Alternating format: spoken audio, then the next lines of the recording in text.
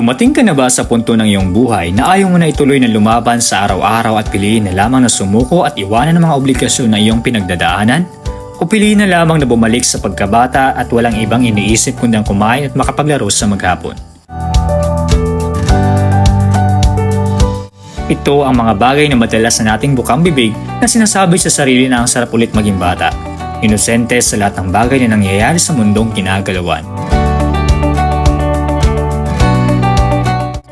Ang mabuhay sa mundo natin ay hindi madali. Kailangan palang maging matibay, positibo at balot ng inspirasyon upang sa panahon ng taglagas ay manatiling kumakapit ng maigpit na kahit gaano man karaming unos na dumating sa ating buhay, tayo mamumukadkad sa bawat pagsapit ng bukang liwayway.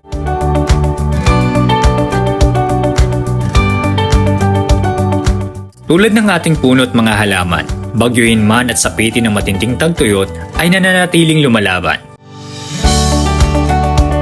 Dito na pumapasok ang mentality kong kailangan ko palang dagdagan ang enerhiyang babaunin ko sa pagkapi ng pagsubok. Ngayon at sa hinaharap, sapagkat ang buhay pala sa ating panahon ay katulad sa butas ng karayom, makitid kaya't magpakatatag.